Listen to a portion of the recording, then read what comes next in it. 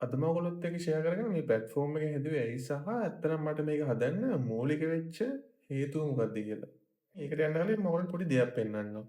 මෙන්න මේක බලලා ඉන්නකෝ. මම දවසක් දැක්ක මේ මෙන්න මේ විදිහට මේ සෝෂල් මීඩියා වල මේ හොටෙල්ස් වලට අදාළ ගෲප් වල මේ මෙන්න මේ විදිහට කට්ටිය ෂෙයා කරලා තියෙනවා. බලන්න මේ කොච්චර තියෙනවද කියලා මේ වගේ ෂෙයා කරපුවා. ඉතින් මේකට හේතුව තමයි දැනට මේ හොටෙල් බුක් කරන්න ඉන්ටර්නැෂනල් ප්ලැට්ෆෝම් තියෙනවා. හැබැයි තිබ්බට ප්‍රශ්නේ තමයි ඒවැ තියෙන ප්‍රයිස් එක ගොඩක් වැඩි. අපිට පුළුවන් ඊට ගොඩක් අඩු මේ හොටෙල් එකත් එක්ක ඩිරෙක්ට් කන්ටැක්ට් කරගෙන බුක් කරගන්න.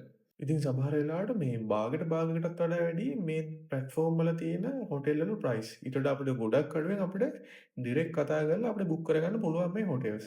මම දැක්ක දේ තමයි ඇත්තටම අපිට මේ තාම ලංකාවට හදපු ප්ලැට්ෆෝම් එකක් නැහැ. හොටෙල්ස් වල විස්තර බලා ගන්න සහ හොටෙල්ස් වල කන්ටැක්ට් ඩීටේල්ස් ගන්න.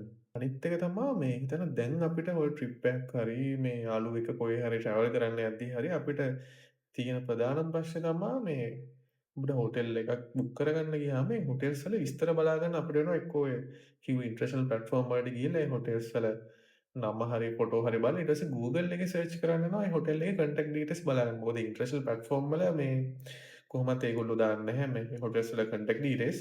අපිට Google කරලා හරි තමයි ඒ කන්ටැක්ට් ඩීටේල්ස් අපිට හොයාගන්න වෙන්නේ. ඉතින් මෙන්න මේක තමයි මම ප්‍රශ්නේ විදිහට දැකලා මට ඕන වුණා මේකට මේ ඔන්ලයින් ප්ලැට්ෆෝම් එකක් ඩෙවලොප් කරන්න. ඉතින් ඔන්න ඒ විදිහට තමයි බිට්කෝ මම හදන්න පටන් ගත්තේ.